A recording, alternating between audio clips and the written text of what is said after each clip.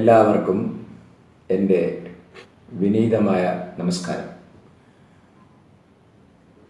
ഞാനിന്ന് എൻ്റെ ഏറ്റവും പ്രിയപ്പെട്ട എൻ്റെ ജന്മനാടായിട്ടുള്ള അന്നമനട ഗ്രാമത്തെക്കുറിച്ചാണ് പറയാൻ ഉദ്ദേശിക്കുന്നത്. അന്നമനട ഗ്രാമം എന്ന് പറയുമ്പോൾ അത് എൻ്റെ ഒരു ജന്മനാടായതുകൊണ്ട് എനിക്കതിനെക്കുറിച്ച് ഓർക്കുമ്പോഴെല്ലാം ഒരു ഗൃഹാതുരത്വത്തിലേക്ക് അല്ലെങ്കിൽ നൊസ്റ്റാൾജിയ എന്ന് പറയുന്ന ഒരവസ്ഥയിലേക്ക് എത്താറുണ്ട്. അതായത് അത്രയും മനോഹരമായിട്ടുള്ള ഒരു പ്രദേശമാണ് അന്നമനട. അന്നമനട എന്ന് പറയുന്ന ആ സ്ഥലം തൃശ്ശൂർ എറണാകുളം ബോർഡറായിട്ട് വരുന്ന, തൃശ്ശൂരിൻ്റെ ഏകദേശം തെക്കേ അറ്റത്ത് കിടക്കുന്ന ഒരു ഗ്രാമമാണ്. പണ്ടത്തെ തിരുവിതാംകൂർ കൊച്ചി ബോർഡറായിട്ട് വരും. അവിടെ ചാലക്കുടി പുഴ നമുക്കറിയാം. കൊടശ്ശേരി മല ചാലക്കുടിയിൽ നിന്ന് ഉത്ഭവിച്ച് ചാലക്കുടി പുഴ ഒഴുകി പെരിയാറിനോട് ചേരുന്നത് ആലുവയിൽ വെച്ച് പെരിയാറിനോട് ചേരുകയാണ് ചെയ്യുക. അപ്പോൾ ഒരു പുഴയുടെ തീരത്ത് അപ്പുറത്തും ഇപ്പുറത്തും രണ്ട് കരകളായിട്ട് നടുവിലൂടെ പുഴ ഒഴുകുന്ന തരത്തിലാണ് ആ പ്രദേശത്തിൻ്റെ ഒരു ഭൂപ്രകൃതി എന്ന് പറയുന്നത്, അല്ലെങ്കിൽ ലാൻഡ്സ്കേപ്പ് എന്ന് പറയുന്നത്. അപ്പോൾ വളരെ വിശാലമായിട്ടുള്ള ഒരു പ്രകൃതി രമണീയമായിട്ടുള്ള ഒരു ഗ്രാമമാണ് അന്നമനട. അപ്പോൾ പണ്ടത്തെ തിരുവിതാംകൂർ കൊച്ചി ബോർഡറായിട്ട് ഏകദേശം എരയാങ്കുടി എന്ന് പറയും, ചാലക്കുടി പുഴയുടെ അപ്പുറത്തെ വശം മാമ്പ്ര എരയാങ്കുടി എന്ന് പറയുന്ന സ്ഥലത്ത് നമ്മുടെ അത് കഴിഞ്ഞ് എറണാകുളം ബോർഡറിലേക്ക് എത്തുന്ന പൂവത്തിശ്ശേരി എന്ന് പറയുന്ന സ്ഥലത്തോട് ചേർന്ന് ആ ഏരിയ കവർ ചെയ്യുന്ന രീതിയിലാണ് അന്നത്തെ തിരുവിതാംകൂർ കൊച്ചി ബോർഡർ. അപ്പോൾ ഏകദേശം തിരുക്കൊച്ചി സംസ്ഥാനത്തിൻ്റെയൊക്കെ നമുക്കൊരു ഒരു ഒരു ഒരു അവസ്ഥ വേണമെങ്കിൽ നമുക്ക് അന്നമനടയെക്കുറിച്ച് വേണമെങ്കിൽ പറയാം. അപ്പോൾ തികച്ചും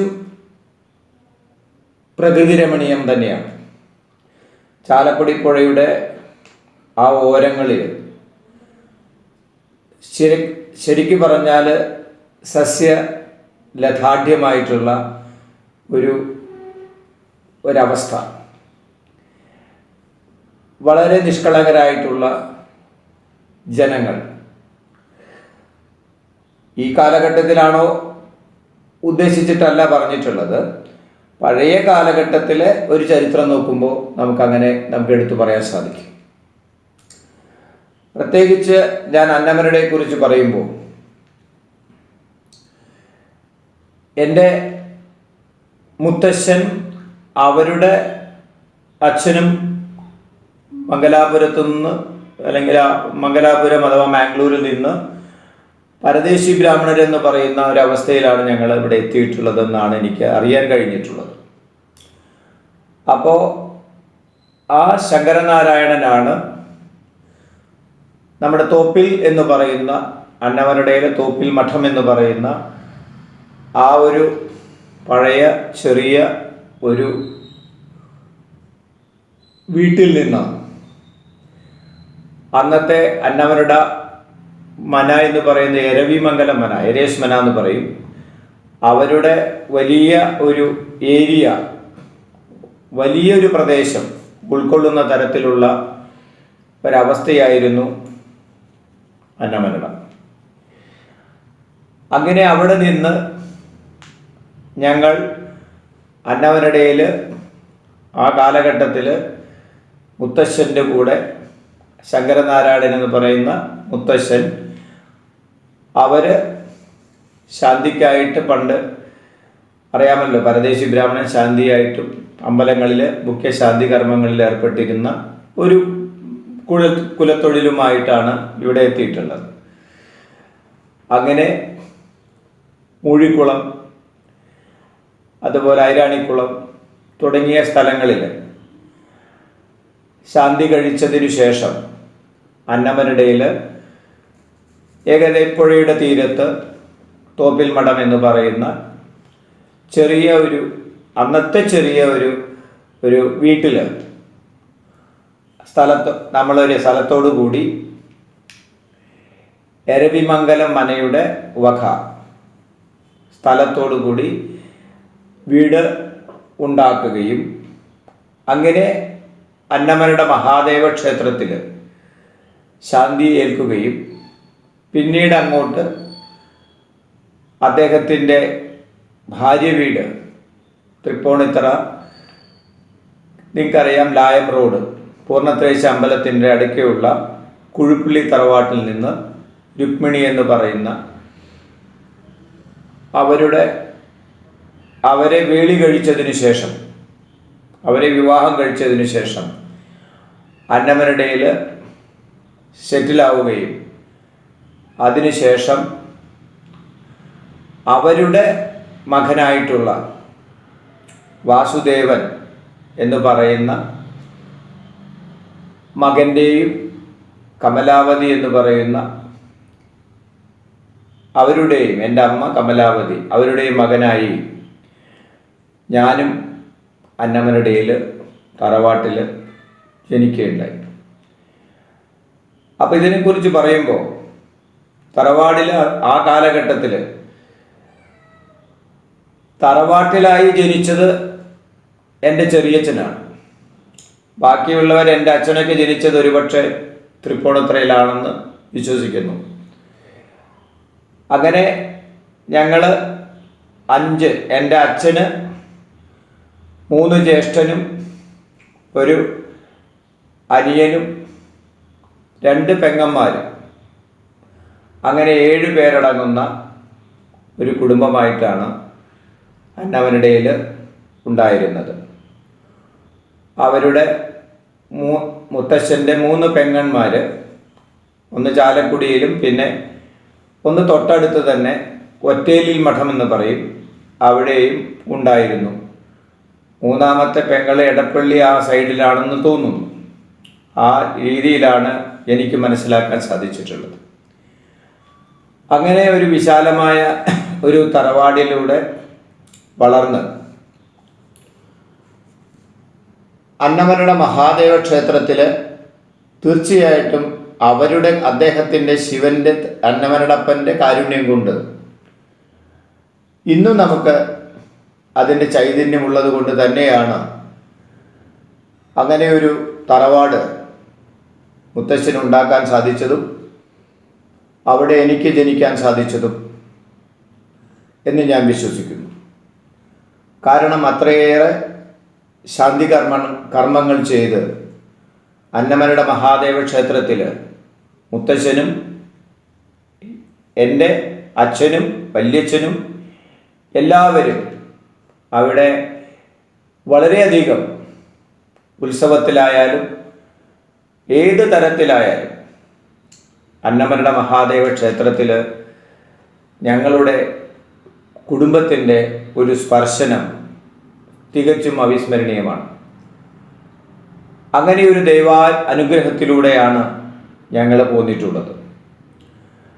അതുമാത്രമല്ല, അങ്ങനെ ചെയ്തിട്ടുള്ള ആ ഒരു കാരുണ്യം കൊണ്ടാണെന്ന് ഞാൻ വിശ്വസിക്കുന്നു. ഇന്നും ആ തറവാടിൻ്റെ പേര് വളരെ എടുത്തു പറയാൻ എനിക്ക് സാധിക്കും. ഇപ്പോൾ അതിൻ്റെ അവസ്ഥ വളരെ വിഷമകരമാണ്. എങ്കിലും ആ ഒരു തറവാടിത്തം എന്ന് പറയുന്ന ഒരവസ്ഥ അതെനിക്ക് തികച്ചും ഞാൻ അനുഭവിച്ചിട്ടുള്ളതാണ്.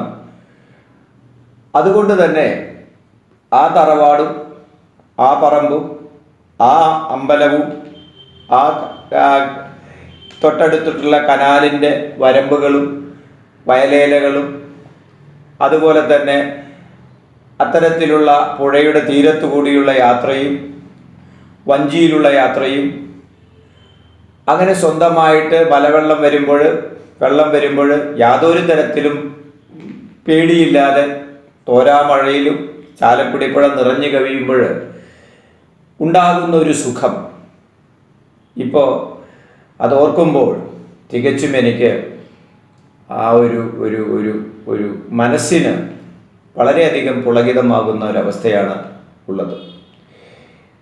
കാരണം വേറെ ഒന്നുമല്ല, അന്നമനട എന്ന് പറയുമ്പോൾ ശരിക്കും ആ രാജ്യത്തിൻ്റെ പേര് പറയുകയാണെങ്കിൽ നമുക്ക് വളരെ വിശാലമായിട്ട് ചിന്തിക്കേണ്ടി വരും. അനന്ത എന്നുള്ള ഒരു വാക്കിൽ നിന്നാണ് ഒരു പക്ഷേ അതുണ്ടായതെന്ന് പറയപ്പെടുന്നു. അനന്ത മീൻസ് വിഷ്ണുവിൻ്റെ ഒരു പര്യായമാണ്. അനന്ത മീൻസ് വിശാലമായി കിടക്കുന്നത് എന്നർത്ഥം. അങ്ങനെ വിശാലമായി കിടക്കുന്ന ഒരവസ്ഥയിലുള്ള ഒരു പ്രദേശമാണ് അന്നമനട. അതുമാത്രമല്ല, ഞാൻ പറഞ്ഞു കേട്ടിട്ടുള്ളത് ആ അന്നമനട പ്രദേശത്ത് അന്നത്തിന് യാതൊരു തരത്തിലും ബുദ്ധിമുട്ടുണ്ടായിട്ടില്ല എന്നാണ് മനസ്സിലാക്കാൻ സാധിച്ചിട്ടുള്ളത്. പണ്ട് കാലത്ത് അവിടെ വരുന്നവർക്കൊക്കെ ഭക്ഷണം കൊടുക്കുവാനുള്ള, അന്നം കൊടുക്കുവാനുള്ള, അതുപോലെ താമസിക്കാനുള്ള സൗകര്യങ്ങൾ ഉണ്ടായിരുന്നു എന്നാണ് എനിക്ക് മനസ്സിലാക്കാൻ സാധിച്ചിട്ടുള്ളത്. അപ്പോൾ വിശാലമായ അർത്ഥത്തിൽ ചിന്തിക്കുമ്പോൾ അന്നമനട എന്ന് പറയുമ്പോൾ ഒരു എന്താ പറയുക, നിഷ്കളങ്കരായിട്ടുള്ള ഒരു കൂട്ടം ജനങ്ങളുടെ ഒരു നഗരമായിട്ട് മനസ്സിലാക്കാൻ സാധിച്ചു. ഞാൻ ജനിച്ച് ഏപ്രിൽ 1 തീയതിയാണ് ഞാൻ ജനിച്ചത്. 1966 1966 ഏപ്രിൽ 1 തീയതി ഞാൻ ജനിക്കുമ്പോൾ ഒരു പക്ഷേ വിഡ്ഢി ദിനത്തിൽ ജനിച്ചതായിരിക്കാം. എൻ്റെ ആൾക്കാർ പറയുന്നത് പോലെ ഏറ്റവും വലിയ ചിന്താഗതിക്കാരൊക്കെ ചിലപ്പോൾ വിഡ്ഢി ദിനത്തിലാണ് ജനിക്കാറ് എന്ന് പറയുന്നത് പോലെ എങ്ങനെ വേണമെങ്കിൽ ചിന്തിച്ചോളൂ. ആ ഏപ്രിൽ 1 തീയതി ആ തറവാട്ടിൽ ജനിച്ചപ്പോൾ അതിനുശേഷം എനിക്ക് ഓർമ്മ വയ്ക്കുമ്പോൾ എൻ്റെ മുത്തശ്ശനെയും മുത്തശ്ശിയെയും മാത്രമല്ല എൻ്റെ ഫാമിലി പരമ്പരകളെയും, വല്യച്ഛൻ്റെ മക്കൾ, അവരുടെ വല്യമ്മ, എല്ലാ വല്യച്ഛൻ്റെയും, ഒരു വല്യച്ഛൻ കല്യാണം കഴിച്ചിട്ടില്ല, ഒരു വല്യച്ഛൻ വേറൊരു കാസ്റ്റിൽ നിന്ന് കല്യാണം കഴിച്ചു, ചെറിയച്ഛൻ തൃപ്പൂണിത്തുറയിൽ നിന്ന് കല്യാണം കഴിച്ചു, അവരുടെ മക്കളും എല്ലാവരും കൂടി ചേർന്നിട്ടുള്ള ഒരവസ്ഥ എനിക്ക് ആ ചെറുപ്പത്തിലെ അനുഭവിക്കാൻ സാധിച്ചു. പിന്നീട് അങ്ങോട്ട് മദ്രാസിലേക്ക് ഇവരെ ചേക്കേറുകയും വല്യച്ഛനും വല്യമ്മയും മക്കളും, എൻ്റെ അച്ഛനാണ് ആദ്യം മദ്രാസിൽ പോയത്, പാരിയൻ കമ്പനിയിൽ ജോലി. അതിനുശേഷം വല്യച്ഛനും TTR ആയിട്ട് റെയിൽവേയിൽ പോയി. പിന്നെ അവർ അവിടെ സെറ്റിലായി. ചെറിയച്ഛൻ അവിടെ നിന്ന് പോയി എൻജിനീയറിംഗ് മേഖലയിലൂടെ നിരവധി രാജ്യങ്ങളിൽ സഞ്ചരിച്ച് ഇപ്പോൾ തറവാട്ടിൽ ഒരു വീടും വെച്ചിരിക്കുന്ന ഒരവസ്ഥയിലാണ്. അവരുടെ മക്കളും ഇപ്പോൾ എല്ലാ തലത്തിലും എൻജിനീയറും മറ്റു തരത്തിലുള്ള പ്രൊഫഷണലുകളിലൂടെയും കടന്നു പോയിക്കൊണ്ടിരിക്കുന്ന, ചുരുക്കി പറഞ്ഞാൽ വിദ്യാഭ്യാസം കൊണ്ട് അനുഗ്രഹീതമായിട്ടുള്ള ഒരു തറവാടാണ് ഞങ്ങളുടേത്. അത് തന്നെയാണ് ഞങ്ങളുടെ ഏറ്റവും വലിയ ഭാഗ്യവും എന്ന് ഞാൻ കരുതുന്നു. അപ്പോൾ അത്തരത്തിലുള്ള വിദ്യാഭ്യാസത്തിൻ്റെ ഒരു അവസ്ഥ ഞങ്ങൾക്ക് തരാൻ സാധിച്ചത് ഒരു പക്ഷേ എൻ്റെ മുത്തശ്ശൻ്റെയും ആ മുത്തശ്ശിയുടെയും അവരുടെ കർമ്മത്തിൻ്റെയും, അത് അന്നമനട അപ്പനിലൂടെ, അതുമാത്രമല്ല തൊട്ടപ്പുറത്തുള്ള കൊരട്ടിയുടെ അടുത്തുള്ള വാളൂർ എന്ന് പറയുന്ന പ്രദേശത്ത് വൻപുഴക്കാവ് എന്ന് പറയുന്ന ഒരു ഭഗവതി ക്ഷേത്രത്തിലും, അത് കൊരട്ടി സ്വരൂപത്തിൻ്റെയാണ്. മാത്രമല്ല ചംക്രമത്ത് ഏറ്റവും പ്രധാനപ്പെട്ട പാക്കാട്ടിൽ ഗോവിന്ദമേനോൻ എന്ന് പറയുന്ന അവരുടെ വക ചംക്രമത്ത് ക്ഷേത്രത്തിലും ആ വലിയ ഒരു ആ ക്ഷേത്രത്തിൻ്റെ മഹിമയും വൻപുഴക്കാവ് ഭഗവതിയുടെ മഹിമയും തിരുവന്നാടപ്പൻ്റെ മഹിമയും ചേർക്കുമ്പോൾ ഒരുപക്ഷെ ആ കർമ്മത്തിൻ്റെ ഫലമായിരിക്കാം ഒരുപക്ഷെ ഞങ്ങൾക്ക് വിദ്യാഭ്യാസം നിറഞ്ഞു തന്നത് എന്ന് ഞാൻ വിശ്വസിക്കുന്നു. അതുപോലെ ആ കാലഘട്ടത്തിൽ ഏറ്റവും ഫേമസ് ആയിട്ടുള്ള കീർത്തികേട്ട ഗോവിന്ദമേനോൻ, പനമ്പള്ളി ഗോവിന്ദമേനോൻ, അവരുമായിട്ട് ചംക്രമത്ത് ഫാമിലിയിൽ വരുമ്പോൾ അവരുമായിട്ട് വല്യച്ഛൻ്റെ പരിചയവും മുത്തച്ഛൻ്റെ പരിചയവും കൂടി വന്നപ്പോൾ അങ്ങനെയുള്ള ഒരു സമ്പർക്കവും അനുഭവിക്കാൻ സാധിച്ചു എന്നുള്ളത് ഈ അവസരത്തിൽ എനിക്ക് ഓർക്കാൻ സാധിക്കുന്നു. അതുമാത്രമല്ല, അങ്ങനെ പറഞ്ഞു പോകുമ്പോൾ ഏറ്റവും പ്രധാനപ്പെട്ട ഒരു കാര്യം, അന്നമനടയ്ക്ക് ഇത്രയും പ്രാധാന്യം തന്ന വേറൊരു കാര്യം അന്നമനട ത്രയങ്ങളാണ്. അന്നമനട ത്രയം, തൃശ്ശൂർ പൂരം എന്ന് പറയുന്ന വേൾഡ് ഫേമസ് തൃശ്ശൂർ എന്ന് പറയുമ്പോൾ, തൃശ്ശീവപ്പേരൂർ പൂരം എന്ന് പറയുമ്പോൾ, ആ പൂരത്തിൻ്റെ പൂരം വേറെ, പൂരങ്ങളിൽ പൂരം എന്ന് പറയുന്ന പൂരം, അതിന് ഇത്രയും കൊഴുപ്പ് ഏകാൻ സാധിച്ചത് ഒരുപക്ഷെ പഞ്ചവാദ്യത്തിൻ്റെ ആ പ്രാബല്യം കൊണ്ടാണ്. ആ പഞ്ചവാദ്യത്തിൻ്റെ മുതൽക്കൂട്ട് ആരംഭിച്ചത്, അതിൻ്റെ കൈത്താളമിട്ടത് അന്നമനട ത്രയങ്ങളാണ്. അന്നമനട അച്യുതമാരാർ, അന്നമനട പരമേശ്വരന്മാരാർ, അന്നമനട പീതാംബരന്മാരാർ. ഈ 3 പേരും എണ്ണം പറഞ്ഞ കലാകാരന്മാരുടെ ഈറ്റില്ലമായിരുന്നു അന്നമനട. അതുകൊണ്ട് തന്നെ സാംസ്കാരികമായി ഇത്രയും ഉയർന്ന ഒരു പ്രദേശം ഒരുപക്ഷെ തൃശ്ശൂരിൽ വേറെയില്ല. അപ്പം കലാപരമായിട്ട്, അതുപോലെ തന്നെ കായികപരമായിട്ട് നല്ല ക്ലബ്ബുകൾ, നല്ല കലാകേന്ദ്രങ്ങൾ, ഇപ്പോഴും ആ വാദ്യ കലാകേന്ദ്രങ്ങൾ ധാരാളം അവിടെയുണ്ട്. അങ്ങനെയുള്ള ഒരു സാംസ്കാരിക പാരമ്പര്യം കൂടി നോക്കുമ്പോൾ ആ അന്നമനട ത്രയം, അതിനുശേഷം വരുന്ന ജൂനിയർ പരമേശ്വരന്മാരാർ, ഇവരൊക്കെ പഞ്ചവാദ്യത്തിൽ ആ പ്രമാണിത്വം കാണിക്കുമ്പോൾ അന്നമനടയെ നമുക്ക് മറക്കാൻ സാധിക്കാറില്ല. ആ അന്നമനടയുടെ സാന്നിധ്യത്തിൽ ആ തൃശ്ശൂർ പൂരം ഇത്രയേറെ മനോഹാരിതയിലേക്ക് എത്തിയപ്പോൾ എൻ്റെ നാടിനെക്കുറിച്ച്, എൻ്റെ ജന്മനാടിനെക്കുറിച്ച് ഇനി എനിക്കെന്തു പറയാനാണ്? അത്രയും ആ ഒരു ഗൃഹാതുരത്വത്തിലേക്ക് എന്നെ വലിച്ചിഴയ്ക്കുന്ന ഒരു ഒരു ഒരു അനുഭവമാണ് എനിക്ക് അന്നമനടയെക്കുറിച്ച് പറയുമ്പോൾ വരാറ്. കൂടാതെ എൻ്റെ തൊട്ട അയൽപക്കങ്ങൾ, തെക്കേമാരാത്തിയും ഈ പറയുന്ന പഞ്ചവാദ്യ എന്താ പറയുക, ആ മേള തുടിപ്പുകളായിട്ടുള്ള ഇവരുടെയൊക്കെ തറവാട് ആയിട്ടുള്ള തെക്കേമാരാത്തും, മറ്റ് കരയാടത്തിൽ, അതുപോലെ വീട്ടിത്തോടത്തിൽ, അങ്ങനെ നിരവധി, തൊട്ടടുത്ത ഒറ്റേലിൽ മഠം, അത് കഴിഞ്ഞിട്ടുള്ള എൻ്റെ അമ്പലത്തിൻ്റെ അടുക്കെയുള്ള എൻ്റെ വലിയ, അതായത് അച്ഛൻ്റെ ജ്യേഷ്ഠത്തിയുടെ, അച്ഛൻ്റെ ചേച്ചിയുടെ വീട്, ഇതൊക്കെ കൂടി ചേർന്ന് വരുമ്പോൾ എനിക്ക് പറയാൻ ഏറെ ഉണ്ട്. പക്ഷെ അതൊന്നും ഞാനിപ്പോൾ പറയാൻ ഉദ്ദേശിക്കുന്നില്ല. ഇവരെയൊക്കെ, ഈ അയൽവക്കക്കാരെയൊക്കെ ചേർത്ത് പറയുമ്പോൾ എന്തെന്നില്ലാത്ത ഒരു ഉത്സാഹം, ഒരു സന്തോഷം എനിക്കിപ്പോഴും വന്നുകൊണ്ടിരിക്കുകയാണ്. അതിൽ ചില കാര്യങ്ങൾ ഞാനിവിടെ പ്രസ്താവിക്കാൻ ഉദ്ദേശിക്കുന്നു. ഒന്നാമതായി, ഞാൻ 1-ാം ക്ലാസ്സിൽ പഠിക്കുമ്പോൾ ഏറ്റവും പ്രധാനപ്പെട്ട വിദ്യാലയം അന്നമനട, GLPS അന്നമനട, ഇപ്പോഴും ശതാബ്ദി ആഘോഷിച്ച് ഇപ്പോഴും അത് നന്നായി കൊണ്ടുപോകുന്ന ഒരു primary school, lower primary school.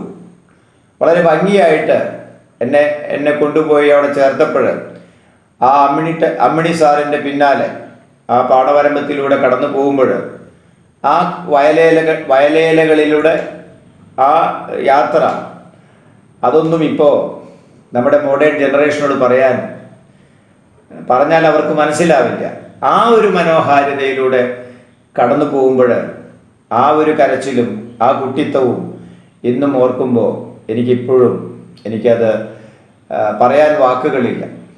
അത്രയേറെ ആസ്വദിച്ചിട്ട് 1-ാം ക്ലാസ്സും അത് കഴിഞ്ഞ് 4-ാം ക്ലാസ് കഴിഞ്ഞ് അവിടെ നിന്ന് ഇപ്പോഴും ഏറ്റവും നല്ല വിദ്യാലയമായി തൃശ്ശൂർ നിൽക്കുന്ന SNDPHS പാലിശ്ശേരി, അവിടെ ഞാൻ എൻ്റെ 10-ാം ക്ലാസ് വരെ പഠിച്ചു തീർക്കുമ്പോൾ അതൊരു അസാധ്യമായിട്ടുള്ള അനുഭവമായിരുന്നു.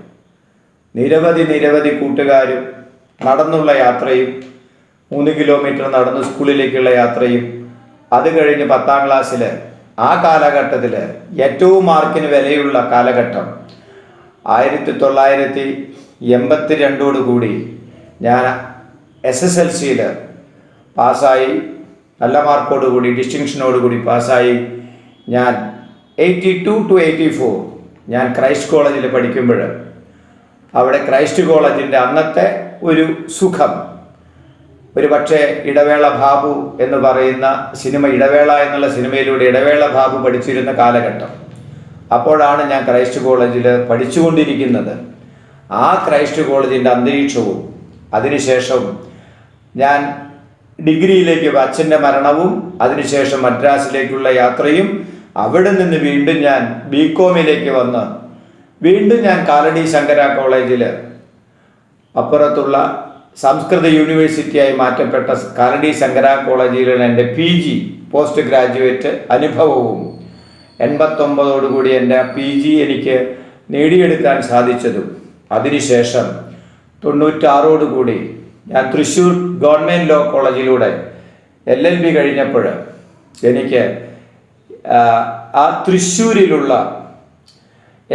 ഏകദേശം ഏത് ലെവലിലുള്ള കോളേജ് അന്തരീക്ഷത്തിനെ കുറിച്ചുള്ള ഒരു ഒരു ഒരു അവസ്ഥ, ആ അന്നത്തെ രീതിയിലുള്ള യാത്രയും ആ പഠിപ്പും ആ പഠിപ്പിക്കുന്ന രീതിയും അധ്യാപന പ്രവൃത്തിയും കുട്ടികളുടെ ആ പ്രവർത്തനശീലവും കാണുമ്പോൾ, ഇന്നത്തെ വെച്ച് നോക്കുമ്പോൾ, താരതമ്യം ചെയ്യുമ്പോൾ എനിക്ക് വളരെയധികം സങ്കടമുണ്ട്. കാരണം ഞങ്ങൾ പഠിച്ചിരുന്ന കാലഘട്ടത്തിൻ്റെ ആ ഒരു ഗുരുശിക്ഷ ബന്ധം ഇന്ന് നമുക്ക് നഷ്ടമായോ എന്നെനിക്ക് തോന്നുന്നു. അപ്പോൾ ഞാൻ അവിടെ നിന്ന് അന്നമനട എന്ന് പറയുന്ന ഗ്രാമത്തെക്കുറിച്ച് പറയുമ്പോൾ, ഇത്തരത്തിലുള്ള ഏറ്റവും സുന്ദരമായിട്ടുള്ള ആ പ്രദേശം ഇന്ന് നോക്കുമ്പോൾ ഏകദേശം അന്നമനട നോർത്ത് വികസിച്ചു കൊണ്ടിരിക്കുമ്പോൾ അമ്പലനടയുടെ ഭാഗം ആ പഴയ ഒരവസ്ഥയിൽ തന്നെയാണ് നിലനിൽക്കുന്നത്. എന്നിരുന്നാലും ആ ചാലക്കുടി പുഴ പഴയ പുഴയേക്കാൾ പ്രകൃതി മനോഹാരിത നഷ്ടപ്പെട്ടിരിക്കുന്നു എന്നാണ് എനിക്ക് മനസ്സിലാക്കാൻ സാധിച്ചത്. നല്ല നടുവിലുള്ള മണൽപ്പുറമൊക്കെ മണലെടുത്ത് പുഴയുടെ അഗാധത സൃഷ്ടിച്ച് പുഴയുടെ ഓരങ്ങൾ ഇടിഞ്ഞ് അവിടെ ഇപ്പോൾ എന്താ പറയുക, സമ്മർ സീസണിൽ കാലാവസ്ഥാ വ്യതിയാനം എന്ന് പറഞ്ഞ പോലെ സമ്മർ സീസണിൽ വെള്ളത്തിന് ക്ഷാമം പോലും വരുന്ന ഒരു കാലഘട്ടത്തിലേക്ക് മാറി എന്നുള്ള ഒരു ദുഃഖകരമായ സത്യവും എനിക്ക് മനസ്സിലാക്കാൻ സാധിച്ചു. എന്നിരുന്നാലും അവിടെ ആ വികസനം വരുമ്പോഴും അവിടെ ആ ഒരു ജാതി മത സൗഹാർദ്ദം നമുക്ക് അന്നമനടയിൽ കാണാൻ സാധിക്കും. തൊട്ടടുത്ത കല്ലൂരിലുള്ള മുസ്ലിം പള്ളി, തൊട്ടടുത്ത അന്നമനടയിലുള്ള ക്രിസ്ത്യൻ പള്ളി, അന്നമനട മഹാദേവ ക്ഷേത്രം, ചുറ്റുപാടുമുള്ള ചെറിയ ചെറിയ ക്ഷേത്രങ്ങൾ, അന്നമനട പുഴ, ഇങ്ങനെ നോക്കുമ്പോൾ അവിടെ ഒരിക്കലും ഒരു ജാതി സ്പർദ്ധ നമുക്ക് കാണാൻ സാധിച്ചിട്ടില്ല. അതാണ് അന്നമനടയുടെ ഏറ്റവും പ്രിയങ്കരതയും. അവിടെ ഞാൻ പഠിച്ച് വളർന്നപ്പോൾ, PG കഴിഞ്ഞപ്പോൾ സെൻറ് തെരേസാസ് കോളേജിൽ ക്ലാസ് എടുക്കാൻ എനിക്ക് അന്നത്തെ അവിടുത്തെ അച്ഛൻ ഫാദർ പോൾ പൊട്ടക്കൽ, അതുപോലെ തന്നെ സെബാസ്റ്റ്യൻ അമ്പൂക്കൻ അച്ഛൻ, ചാലക്കുടി കാർമൽ സ്കൂൾ പ്രിൻസിപ്പളായിരുന്ന സെബാസ്റ്റ്യൻ അച്ഛൻ, ഇങ്ങനെ 3 പ്രധാനപ്പെട്ട ആ പുരോഹിതന്മാരുടെ ഒരു സമ്പർക്കത്തിലൂടെ ഞാൻ ക്ലാസ് എടുക്കാനുള്ള ആദ്യത്തെ ഉദ്യമത്തിലേക്ക് വന്നു എന്നർത്ഥം. അങ്ങനെ ക്ലാസ് എടുക്കാൻ എനിക്ക് ആദ്യമായി സഹായിച്ചത് ഈ പറയുന്ന ഏറ്റവും നല്ല പ്രീസ്റ്റുകളാണ്. അതിലെല്ലാവരും നല്ല വിദ്യാഭ്യാസ വിചക്ഷണന്മാരായിരുന്നു. സൈക്കോളജി ഫസ്റ്റ് റാങ്കുള്ള സെബാസ്റ്റ്യൻ അച്ഛനെ ഇന്നും ഞാൻ സ്മരിക്കുന്നു. ആ ഒരു കാൽവയ്പിലൂടെയാണ് ഞാൻ ക്ലാസ് എടുക്കാനുള്ള ഉദ്യമത്തിലേക്ക് പോയത്. അങ്ങനെ അവിടെ നിന്ന് എൻ്റെ സ്വന്തം അന്നമനടയിൽ ഞങ്ങൾ 5 കൂട്ടുകാർ കൂടി സ്റ്റുഡൻറ് സെൻറ്റർ എന്ന് പറയുന്ന ട്യൂഷൻ സെൻറ്റർ ഇട്ടതും അത് കുറേയേറെ കാലം കൊണ്ട് നടന്ന് എൻ്റെ കല്യാണ സമയം വരെ, അതിനുശേഷം പിന്നെ എനിക്കറിയില്ല, പിന്നെ ചില പ്രശ്നങ്ങളിലൂടെ എനിക്ക് അവിടെ നിന്ന് പോരേണ്ടി വന്നു. അപ്പോൾ ഞാൻ ആ ഒരു അവസ്ഥ, ആ എൻ്റെ ട്യൂഷൻ സെൻറ്ററിലൂടെ എനിക്ക് നിരവധി ജനങ്ങളുമായിട്ട് അന്നമനട ഗ്രാമത്തിൽ, ചുറ്റുവട്ടത്തിൽ എന്ന് വേണ്ട ഇരിങ്ങാലക്കുട, തൃശ്ശൂർ വരെ എനിക്കൊരു സ്റ്റുഡൻറ് സർക്കിൾ ഉണ്ടാക്കാൻ എനിക്ക് സാധിച്ചു എന്നുള്ളതാണ് എനിക്ക് ഏറ്റവും കൂടുതൽ അന്നമനയുടെ കുറിച്ച് ഓർക്കുമ്പോൾ, ഇപ്പോഴും ഓർക്കുമ്പോൾ എനിക്ക് ആ ഒരു ഒരു ഒരു ഒരു സന്തോഷകരമായിട്ടുള്ള അവസ്ഥ വരുന്നത്, നിരവധി പിള്ളേർ, നിരവധി കൂട്ടുകാർ, നിരവധി വിദ്യാർത്ഥികൾ, ആ പഠിച്ചിരിക്കുന്ന അവസ്ഥയിലുള്ള എൻ്റെ ഒപ്പം പഠിച്ചിരുന്നവരെ ഓർക്കാൻ എനിക്ക് സാധിക്കുന്നു. ഇപ്പോൾ ജയരാമൻ, അതുപോലെ പി രാജീവ് MP ആയിരുന്നു, അതുപോലെ തന്നെ OD ബാലചന്ദ്രൻ, അതുപോലെ തന്നെ എൻ്റെ ഒപ്പം പഠിച്ച രഘു, എൻ്റെ ഒപ്പം പഠിച്ച രാജഗോപ്, ഇവരൊക്കെ ഹൈ പ്രൊഫഷണലിലേക്ക് പോയിരിക്കുന്നു. പിന്നെ അന്നമനയുടെ കുറിച്ച് പറയുമ്പോൾ എനിക്ക് ഓർക്കാനുള്ളത് എന്നെ പഠിപ്പിച്ച ഗുരു പരമ്പരകളെയാണ്. 1ാം ക്ലാസ്സിൽ പഠിച്ചപ്പോഴുള്ള അമ്മിണി സാറ് തുടങ്ങി 10ാം ക്ലാസ് വരെ പഠിച്ച സമയത്തുള്ള നിരവധി ഗുരു ബന്ധങ്ങൾ ഇന്നും എനിക്ക് എപ്പോഴും ഒരു ഓർമ്മകളിൽ ഇങ്ങനെ തെളിഞ്ഞു വന്നുകൊണ്ടിരിക്കുന്ന ഒന്നാണ്. ഡേവിസ് മാഷ്, ശങ്കരൻ മാഷ്, രാധാകൃഷ്ണൻ മാഷ്, മാത്സിൻ്റെ ബാലു മാഷ്, ഫിസിക്സിൻ്റെ നന്ദകുമാരൻ മാഷ്, കെമിസ്ട്രിയുടെ രാധ ടീച്ചർ, ഇംഗ്ലീഷിൻ്റെ രാധാകൃഷ്ണൻ മാഷ്, മാധവൻ മാഷ്, ശങ്കരമേനോൻ മാഷ്, ലില്ലി ടീച്ചർ, തങ്കമ്മ ടീച്ചർ, ഹിന്ദിയിലെ തങ്കമ്മ ടീച്ചർ തുടങ്ങി എടുത്തു പറയാവുന്ന നിരവധി അധ്യാപക സമ്പത്ത് ധാരാളം എനിക്കിന്നും ഓർമ്മ വരുന്നുണ്ട്. അവരുടെ ശിക്ഷണത്തിൻ്റെ ഒരു അടിസ്ഥാനമുള്ളത് കൊണ്ടാണ് ഒരു പക്ഷേ ഇപ്പോഴും എനിക്ക് പല കാര്യങ്ങളിലും ഏത് സബ്ജക്റ്റ് എടുക്കാൻ ഒരു ധൈര്യം കിട്ടാൻ സാധിച്ചതെന്ന് എനിക്ക് തോന്നുന്നു. അത്രയേറെ പാണ്ഡിത്യമുള്ള അധ്യാപകരായിരുന്നു ഒരു പക്ഷേ ഞങ്ങളുടെ കാലഘട്ടത്തിലെന്ന് പോലും എനിക്ക് തോന്നാറുണ്ട്. പിന്നീട് അങ്ങോട്ട് ഞാൻ പഠിച്ചുകൊണ്ടിരിക്കുമ്പോൾ സച്ചിദാനന്ദൻ, പ്രധാനപ്പെട്ട മലയാളത്തിൻ്റെ ആധുനിക കവിയായിട്ട് Sachidanandan sir, Mampuzha Kumaran, professor Oommen sir, അങ്ങനെ നിരവധി വലിയ കാഴ്ചപ്പാടുള്ളവരുടെ ആ അധ്യാപനം കൊണ്ടും എനിക്ക് വളരെയധികം നേട്ടങ്ങളുണ്ടായിട്ടുണ്ട്. PGയിൽ പഠിക്കുമ്പോഴുള്ള പലതരത്തിലുള്ള ഇടപെടലുകളും, ലോ കോളേജിൽ പഠിക്കുമ്പോഴുള്ള ശിവശങ്കരൻ മാഷ്, അതുപോലെ തന്നെ മനോഹരൻ മാഷ്, അതുപോലെ തന്നെ ബീന ടീച്ചർ, ഇത്തരത്തിലുള്ളവരുടെ ആ സ്മരണകളും എനിക്കിപ്പോൾ ഈ അവസരത്തിൽ ഓർമ്മ വരുന്നു.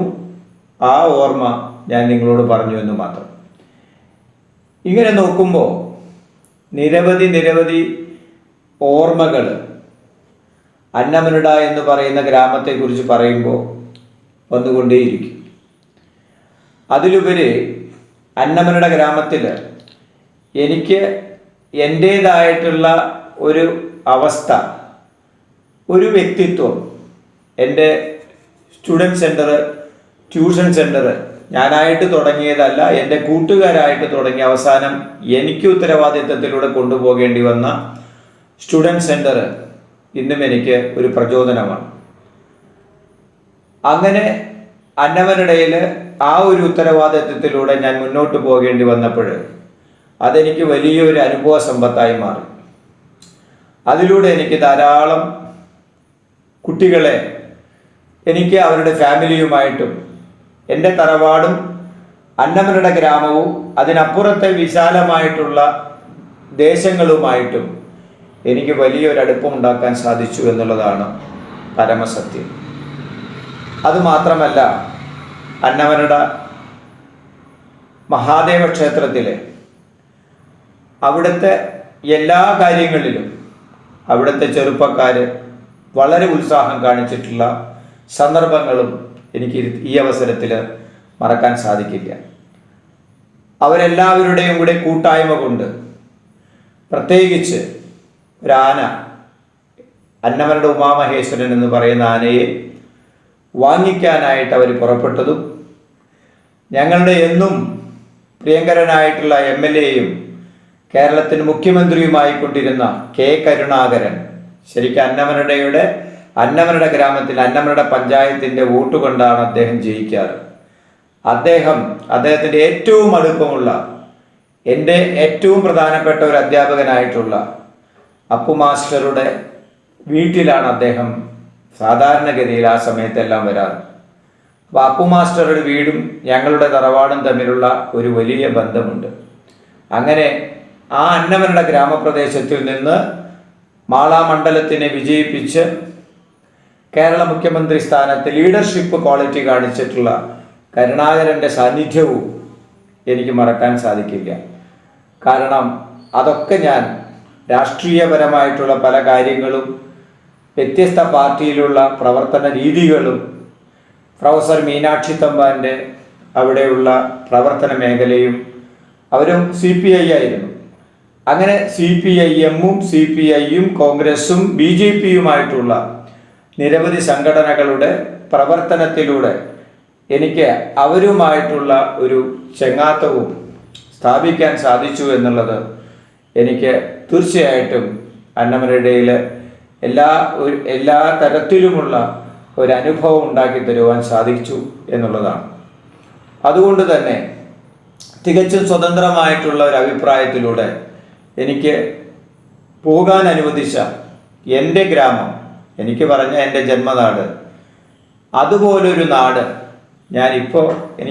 എനിക്ക് പറയാൻ പറ്റില്ല. കാരണം 35 വർഷം ഞാൻ ആ നാടിനോട് ഇടചേർന്ന് ജീവിച്ചതാണ്.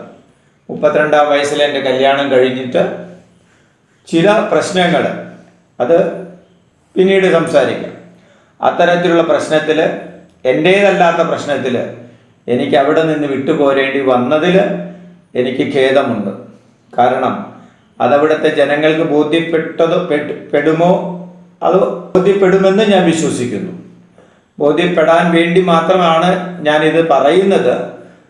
എൻ്റേതല്ലാത്ത ഒരു കാരണം കൊണ്ടാണ് എനിക്ക് അവിടെ നിന്ന് വരേണ്ടി വന്നത്. അവിടെ എൻ്റെ അമ്മയ്ക്ക് വേണ്ടി കഴിച്ച വീട് പണിയിച്ച ഞാൻ അതെല്ലാം എൻ്റെ പെങ്ങന്മാർക്കും അനിയനും വിട്ടുകൊടുത്തുകൊണ്ട് ഞാൻ അവിടെ പോന്നിട്ടുണ്ട്. അത് പിന്നീട് അവിടെ ആ സ്മാരകമായിട്ട് അനിയനെ പെങ്ങന്മാരാണ് നോക്കുന്നതെന്ന് പറഞ്ഞ് അവിടെ ഒരു സ്മാരകമായിട്ട് എനിക്ക് ഇന്നും അവിടെ കാണാൻ സാധിക്കും. തൊട്ടടുത്ത തറവാടുണ്ട്, തറവാടും അതിനടുത്ത് ചെറിയച്ഛനുണ്ട്. ആ തറവാട്, പഴയ തറവാടിൻ്റെ മഹിമ ഇന്ന് ആ തറവാടിന് ഇല്ലാതെയായ ഒരു സങ്കടം എനിക്കിതിൽ പറയാതിരിക്കാൻ വയ്യ. അത് എന്തുകൊണ്ടാണ് സംഭവിച്ചത് എന്നെനിക്കറിഞ്ഞുകൂടാ. എന്നിരുന്നാലും ആ തറവാടിനെ, ആ തോപ്പിൽ തറവാടിനെ തിരിച്ച് നമുക്ക് ഒന്നിപ്പിച്ചു കൊണ്ടുവരാൻ എല്ലാവർക്കും, എൻ്റേതായിട്ടുള്ള ബന്ധുക്കളോട് എനിക്ക് ഒരുമിച്ച് ചേരണമെന്നുള്ള ഒരു അഭ്യർത്ഥനയും കൂടി ഞാൻ ഇതിലൂടെ വയ്ക്കുകയാണ്. കാരണം വേറൊന്നുമല്ല, നമുക്ക് ഉണ്ടാക്കിയെടുക്കുവാൻ പലതും വളരെയധികം സമയമെടുത്തിട്ടാണ് സാധിക്കാറ്. ശിഥിലമാക്കുവാൻ നമുക്കൊരു നിമിഷം കൊണ്ട് സാധിക്കും. അപ്പം ശിഥിലമാക്കുന്നതിന് വേണ്ടി പ്രവർത്തിക്കുന്ന ചില തൽപര കക്ഷികൾ ഇത് മനസ്സിലാക്കിയാൽ നന്നായിരിക്കും. കാരണം ജീവിതം ഒന്നേയുള്ളൂ. ആ ജീവിതത്തിൽ ഏറ്റവും നല്ല തലത്തിൽ ജീവിക്കുമ്പോഴാണ് അടുത്ത ജനറേഷൻ, അടുത്ത തലമുറയെ നമ്മൾ വലിയൊരു ഒരു ഒരു മാനസികാവസ്ഥയിലേക്ക് ഉയർത്താൻ നമുക്ക് സാധിക്കുകയുള്ളൂ. ഇപ്പോൾ ഇങ്ങനെ കാണിക്കുന്ന തലമുറകൾ അവരുടെ ജനറേഷനായി, അവരുടെ തലമുറകളായിട്ട് അത് തിരിച്ച് നശിപ്പിക്കുന്നത് കാണുമ്പോൾ, അല്ലെങ്കിൽ ഇനിയും നശിപ്പിക്കാനുള്ള പ്രവണതയിലേക്കാണ് അത് വരിക. അതുകൊണ്ട് എനിക്ക് പറയാനുള്ളത്, ഇപ്പോൾ ആ തറവാടിൻ്റെ അവസ്ഥ ഇങ്ങനെ ആകാൻ പാടില്ലാത്തതായിരുന്നു. പക്ഷേ ആ ഒരവസ്ഥ തിരിച്ചു പിടിക്കാൻ നമ്മുടേതായിട്ടുള്ള ബന്ധുക്കളും അവരുടെ സുഹൃത്തുക്കളും പരിശ്രമിക്കണമെന്നും എനിക്കിതിലൂടെ പറയാൻ ഞാൻ ആഗ്രഹിക്കുകയാണ്. അതവിടെ നിൽക്കട്ടെ. അന്നമനയുടെ ദേശത്തെക്കുറിച്ച് പിന്നീട് പറയുമ്പോൾ എനിക്ക് എൻ്റെ പ്രധാനപ്പെട്ട 3-4 കൂട്ടുകാരെ കുറിച്ച് പറയേണ്ടതുണ്ട്.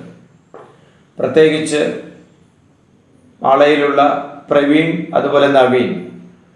പ്രവീൺ എന്ന് പറഞ്ഞാൽ അദ്ദേഹം മരിച്ചുപോയി.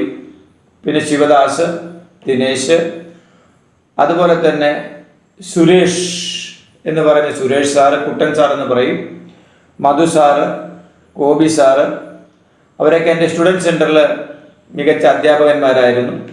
വർഗീസ് സാറ്, ആലൂക്ക എന്ന് പറയും, അതുപോലെ ജോസ് സാറ്, ഇവരൊക്കെ ആ ട്യൂഷൻ സെൻറ്ററിൽ നല്ല ടീച്ചർമാരുണ്ടായിരുന്നു. എൻ്റെ പെങ്ങൾ വരെ അവിടുത്തെ ടീച്ചറായിരുന്നു. ആ ടീച്ചറിൻ്റെ ആ കഴിവിലും, അതുപോലെ തന്നെ മിനി ടീച്ചർ, അങ്ങനെ നിരവധി ടീച്ചർമാർ, ഇവരൊക്കെ ചേർത്ത് ആ ഇൻസ്റ്റിറ്റ്യൂഷൻ കൊണ്ടു നടക്കാൻ എനിക്ക് സാധിച്ചതിലും എൻ്റെ തറവാടിൻ്റെ വിശ്വാസം കൊണ്ടാണ് അതെനിക്ക് നേടാൻ സാധിച്ചത് എന്നുള്ളതും ഈ അവസരത്തിൽ ഞാൻ ഓർക്കുകയാണ്. ആ ഒരു സ്റ്റുഡൻറ് സെൻറ്ററിലൂടെ എനിക്ക് വളരെയധികം പഠിക്കാൻ സാധിച്ചു. ഒരു പക്ഷേ ഈ സ്റ്റുഡൻറ് സെൻറ്ററിലൂടെ മാത്രം, ട്യൂഷൻ മാത്രം എന്ന് പറഞ്ഞിരിക്കുന്ന ഒരവസ്ഥയിൽ അവൻ അങ്ങനെ ട്യൂഷൻ എടുത്തൊന്നും പഠിക്കണില്ല, ഒന്നും ചെയ്യണില്ല എന്നൊരു ധാരണ പരത്തിക്കൊണ്ടായിരുന്നു എനിക്ക് എന്താ പറയുക, അവർക്കൊരു വിദ്യാഭ്യാസത്തിൻ്റെ മൂല്യത്തെക്കുറിച്ച് അറിയാൻ പാടില്ലാത്തത് കൊണ്ടായിരിക്കാം ഒരു പക്ഷേ ഒരു ട്യൂഷൻ സെൻറ്റർ എന്നൊക്കെ പറഞ്ഞു കഴിഞ്ഞാൽ അതുകൊണ്ട് മാത്രം ജീവിക്കാൻ പറ്റുമോ എന്ന് ചോദിച്ചാൽ അതൊക്കെ സാധിക്കും. കാരണം നമ്മൾ വേണ്ട രീതിയിൽ അതിനെ ഹൈടെക് ആക്കി വന്നു കഴിഞ്ഞാൽ നമുക്ക് ഏറ്റവും നല്ല ഒരു ജീവിക്കാൻ പറ്റിയ ഒരു മേഖല തന്നെയാണ് ട്യൂഷൻസ്, അതുപോലെ തന്നെ ടീച്ചിങ് പ്രൊഫഷൻ എന്നർത്ഥം. അപ്പോൾ അതവിടെ നിൽക്കട്ടെ. ഇത്തരത്തിലുള്ള ചെറിയ ചെറിയ നാരോ മൈൻഡ് ചിന്താഗതികളിലുള്ള ചില ആൾക്കാരുടെ ചില പ്രവർത്തനങ്ങൾ, നൈമിഷികമായിട്ടുള്ള ചില കാര്യങ്ങൾക്ക് വേണ്ടിയിട്ടുള്ള പ്രവർത്തനങ്ങൾ കൊണ്ടായിരിക്കാം ഒരു പക്ഷേ എനിക്ക് അന്നമനടയിൽ നിന്ന് പോരേണ്ടി വന്നത്. ഞാനായിട്ട് പോന്നതാണ്. അതിനാർക്കെങ്കിലും പരിഭവമുണ്ടെങ്കിൽ, നാട്ടുകാർക്ക് വിഷമമുണ്ടെങ്കിൽ, ആ നാട്ടുകാരോട് എനിക്ക് യാതൊരു പരിഭവമില്ല. കാരണം സാഹചര്യങ്ങളാണത് സംഭവിപ്പിച്ചിട്ടുള്ളത്. വേറെ ഒരു തരത്തിൽ നിങ്ങൾക്ക് ഞാനായിട്ട് ബുദ്ധിമുട്ടുണ്ടായിട്ടുണ്ടെങ്കിൽ അതും ഈ അവസരത്തിൽ ഞാൻ ഏതെങ്കിലും തരത്തിൽ ബുദ്ധിമുട്ടുണ്ടെങ്കിൽ അത് നിങ്ങൾ ക്ഷമിക്കുക. അല്ലെങ്കിൽ എനിക്ക് എന്നോട് പറയുക, അതിന് പരിഹാരം ഞാൻ പറയാൻ ബാധ്യസ്ഥനാണ് എന്നുകൂടി എനിക്ക് ഈ അവസരത്തിൽ പറയേണ്ടതുണ്ട്. അപ്പോൾ കൂടാതെ പിന്നീട് വെച്ച് നോക്കുമ്പോൾ പിന്നെ എനിക്ക് ഓർക്കാനുള്ളത് എൻ്റെ സ്റ്റുഡൻറ് സർക്കിളിലെ കുറേ പേരുകളാണ്. ധാരാളം പേരുകളുണ്ട്. അവരെൻ്റെ സുഹൃത്തുക്കൾ മാത്രമല്ല, എനിക്കൊരു പ്രശ്നം വന്നപ്പോൾ എൻ്റെ വഴികാട്ടികൾ കൂടിയായിരുന്ന കുറേ പേരുണ്ട്. അവരെ ഞാൻ പേരെടുത്ത് പറയുന്നില്ല, എന്നാലും ചിലത് പറയാതിരിക്കാൻ വയ്യ. ശ്രീകാന്ത് എന്ന് പറയുന്ന ഏറ്റവും നല്ല ജ്യോതിഷനായിട്ടിരിക്കുന്ന ശ്രീകാന്ത്, അതുപോലെ പ്രശാന്ത്, അതുപോലെ തന്നെ ശ്രീകുമാർ, ഹരീഷ്, അതുപോലെ തന്നെ സുധീഷ്, ഷിജു, അങ്ങനെ നിരവധി ആൾക്കാർ ഇപ്പോഴും എനിക്ക് കടപ്പാടുണ്ട്. ജിബി, അഭിജിത്ത്, അങ്ങനെ അവരുടേതായിട്ടുള്ള പ്രവർത്തനങ്ങളും അന്നമനയുടെ വിട്ടുള്ള മേഖലയിൽ പോലും എനിക്ക് ധാരാളം ഒരു സുഹൃത്ത് സമ്പത്തും വിദ്യാർത്ഥിനി സമ്പത്തുക്കളും ഉണ്ടായിരുന്ന ആ ഓർമ്മ ഇന്നും എനിക്ക് ഇപ്പോഴും എനിക്ക് രോമാഞ്ചം തരുന്നതാണ്. കൂടാതെ ഏറ്റവും പ്രാധാന്യമുള്ളത്, ഞാൻ 1996 എനിക്ക് ഒരു ബ്ലീഡിങ്, അതായത് അൾസർ വന്ന്, അസിഡിറ്റി വന്ന് ഒരു ഇന്റേണൽ ബ്ലീഡിങ് വന്നപ്പോൾ ഒരു പക്ഷേ എന്നെ ഏറ്റവും സഹായിച്ചത്, ഞാൻ ജീവിതത്തിലേക്ക് തിരിച്ചു വന്നത് എൻ്റെ വിദ്യാർത്ഥിനി സമ്പത്തുക്കളാണ്. എൻ്റെ നാട്ടുകാരുടെ ഊർജ്ജസ്വലമായിട്ടുള്ള പ്രവർത്തനമാണ്. അതിന്നും ഞാൻ ഓർക്കുന്നു. പ്രത്യേകിച്ച് എൻ്റെ നാട്ടിലെ ഹരിദാസ്, ശ്രീദാസ് തുടങ്ങിയിട്ടുള്ള ഫാമിലി ഫ്രണ്ട്സ്, മാധവേട്ടൻ, ഭാനുമാഷ്, അങ്ങനെ നിരവധി ആൾക്കാർ, അങ്ങനെയുള്ള നിരവധി സുഹൃത്ത് സമ്പത്തുക്കളുടെ ഫലമായിട്ട് തറവാടിൻ്റെ മഹിമയും ചേർത്ത് വരുമ്പോൾ ആ വിദ്യാർത്ഥിനി സമ്പത്തുക്കളും എൻ്റെ നാട്ടുകാരുടെ ആ ഒരു പ്രവർത്തനത്തിൻ്റെ മഹിമയും കൊണ്ടാണ് എനിക്ക് ഇന്നും ഇവിടെ നിലനിൽക്കാൻ സാധിക്കുന്നത് എന്ന് ഓർക്കുമ്പോൾ ഞാൻ തികച്ചും അന്നമനയുടെ ജനങ്ങളോട്, അന്നമനയുടെ ജനസമൂഹത്തിനോട് എനിക്കെന്നും കടപ്പാടാണ്. കാരണം എൻ്റെ ജീവൻ പുനർജീവനം തന്ന ഒരു നാട് കൂടിയാണ് അന്നമനട. അതുകൊണ്ട് ജീവിതത്തിൽ പ്രശ്നങ്ങളുണ്ടാകും. ആ പ്രശ്നങ്ങൾ ഞാനായിട്ട് വരുത്തി വെച്ച പ്രശ്നങ്ങളല്ല. ഞാനായിട്ട് വരുത്തി വെച്ച പ്രശ്നങ്ങളാണെങ്കിൽ എനിക്കത് സോൾവ് ചെയ്യാൻ സാധിക്കും. ഞാനായിട്ട് വരുത്താത്ത പ്രശ്നങ്ങളായതുകൊണ്ട് അത് പരിഹരിക്കേണ്ടത് അത് മറ്റുള്ളവരാണ്. പരിഹരിക്കാൻ പല മാർഗങ്ങളുണ്ട്.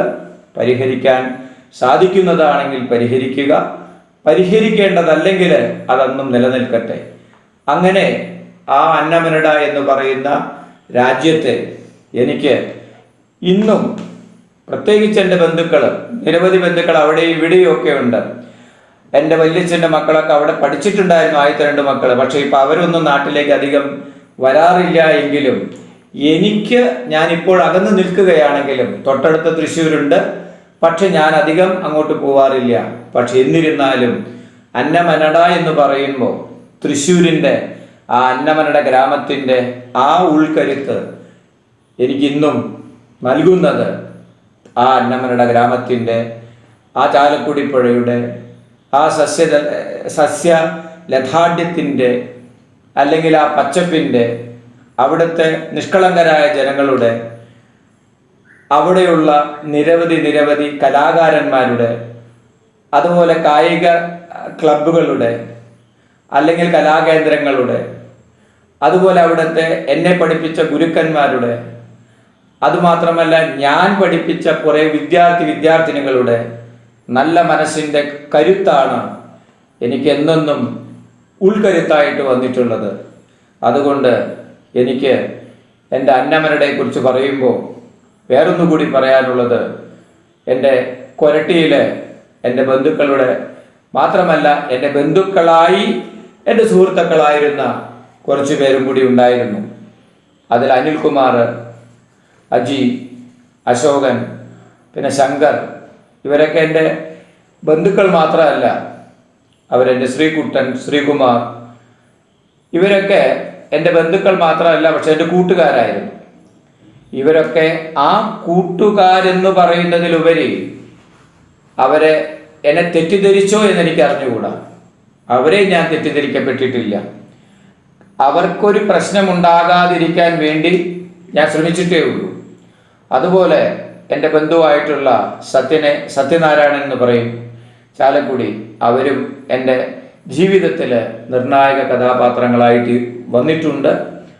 അവരെ എല്ലാവരെയും, അവരുടെ വീടുകളെയും വീട്ടുകാരെയും ഈ അവസരത്തിൽ ഞാൻ ഓർക്കുകയാണ്. കൂടാതെ എൻ്റെ ജീവിതത്തിൽ അവസാന നിമിഷം വരെ എനിക്ക് ഉപദേശം കൂടി തന്നിട്ടുള്ള സുബ്ബൻ എന്ന് പറയുന്ന, കൃഷ്ണറാവു എന്ന് പറയുന്ന അദ്ദേഹത്തെയും അദ്ദേഹത്തിൻ്റെ വൈഫ് മരിച്ചുപോയി ലക്ഷ്മി എന്ന് പറയുന്ന ആ മഹതിയെയും ഞാൻ ഈ അവസരത്തിൽ ഓർക്കുകയാണ്. കാരണം വേറൊന്നുമല്ല, ചെയ്ത പ്രവൃത്തി ഒരു വിഷമം വരുമ്പോഴാണ് കൂടെ നിൽക്കുന്നവൻ ആരാണെന്ന് മനസ്സിലാവുക. അവരാണ് സുഹൃത്ത്. അവരാരായാലും സുഹൃത്തുക്കളാണ്. അപ്പം അവരെ ഞാൻ ഈ അവസരത്തിൽ നന്നായി ഓർക്കുന്നു. കൂടാതെ എന്നെ തിരിച്ചറിഞ്ഞ് എനിക്ക് വേണ്ടി വളരെ ഉൾക്കരുത്ത് തന്ന എൻ്റെ ചെറിയച്ഛനോടും എൻ്റെ ചെറിയമ്മയോടും എനിക്ക് ഈ അവസരത്തിൽ വളരെയധികം കടപ്പാടുണ്ട്. ആ കടപ്പാട് എനിക്ക് പറയാൻ ഉതകുന്ന വാക്കുകളല്ല. അവർക്കും അത് മനസ്സിലാക്കാനുള്ള, തിരിച്ചറിയാനുള്ള കഴിവുണ്ടാക്കി കൊടുത്തത് ഒരുപക്ഷെ തിരുവന്നാടപ്പൻ്റെയും അതുപോലെ തന്നെ വൻപുഴക്കാവ് ഭഗവതിയുടെയും അതുപോലെ ചങ്ക്രമത്ത് ദേവൻ്റെയും ഒരുപക്ഷെ കൂട്ടായ്മയായിരിക്കാം. അപ്പോൾ ഇനിയും ഇത്തരത്തിൽ നമുക്കറിയാം, ഒരു കുടുംബം ഉണ്ടാകുവാൻ ബുദ്ധിമുട്ടാണ്, കൂട്ടായ്മ ഉണ്ടാക്കുവാൻ ബുദ്ധിമുട്ടാണ്. ആ കൂട്ടായ്മയിലേക്ക് നമ്മൾ എത്തുവാനാണ് നമ്മൾ ശ്രമിക്കേണ്ടത്. അതുകൊണ്ട് എന്തൊക്കെ തരത്തിൽ പ്രശ്നങ്ങൾ ഉണ്ടാകുമ്പോഴും ആ പ്രശ്നങ്ങൾ എന്തുകൊണ്ടുണ്ടായി എന്ന് ചിന്തിച്ച് നമുക്ക് തിരിച്ച് കൈകോർത്ത് പിടിക്കാനുള്ള സമയങ്ങളാണിത്. അതിലേക്ക് നല്ലവരായ മനസ്സുള്ളവർ ആരെങ്കിലും ഉണ്ടെങ്കിൽ അത് ചെയ്യുവാനും ഞാൻ അഭ്യർത്ഥിക്കുന്നു. മാത്രമല്ല, എൻ്റെ അന്നമനടയുടെ ആ ഹൃദയതാളത്തിൽ ഒരുമിച്ച് പോയി ചേരുവാൻ എനിക്ക് അതിയായ ആഗ്രഹമുണ്ട്. തീർച്ചയായിട്ടും ആ അന്നമനയുടെ താളമാണ്, ആ ഒരു ലയമാണ്, അല്ലെങ്കിൽ ആ ശ്രുതിയാണ് എന്നെയായിക്കൊണ്ടും ഞാനാക്കിക്കൊണ്ട് മുന്നോട്ട് പോയിക്കൊണ്ടിരിക്കുന്നത്. അപ്പോൾ തീർച്ചയായിട്ടും അന്നമനട എന്ന് പറയുമ്പോൾ എനിക്ക് ഒത്തിരിയുണ്ട്, ധാരാളം പറയാനുണ്ട്, ധാരാളം പേരെ ഓർക്കാനുണ്ട്. അതിൽ ചിലവരെ മാത്രം ഞാൻ ഓർത്തു എന്ന് മാത്രം. ഇനിയും ഒരവസരത്തിൽ ബാക്കി കാര്യങ്ങൾ ഞാൻ വഴിയെ സംസാരിക്കാം. ഇപ്പോഴത്തെ അന്നമനട എന്ന് പറയുമ്പോൾ പഴയ അന്നമനടയിൽ നിന്ന് കുറച്ച് വ്യത്യസ്തപ്പെട്ടിരിക്കുന്നു. കാരണം ഒരു ഹൈടെക് മോഡേണൈസേഷൻ അവിടെ വന്നോ എന്നൊരു സംശയം. എന്നാലും മൂല്യച്യുതി വന്നിട്ടില്ല എന്ന് എനിക്ക് തോന്നുന്നു. അത് അവിടുത്തെ കൂട്ടായ്മയുടെ പ്രവർത്തന ഫലമായിട്ടായിരിക്കാം. അപ്പോൾ ഒരിക്കലും അന്നമനയുടെ മൂല്യച്യുതി വരാതെ തുടർന്ന് നല്ല രീതിയിൽ അങ്ങോട്ട് പോകാൻ തിരുവന്നാടപ്പൻ അനുഗ്രഹിക്കട്ടെ എന്നുകൂടി പ്രാർത്ഥിച്ചുകൊണ്ട് ഞാനിത് നിർത്തുന്നു. നന്ദി, നമസ്കാരം.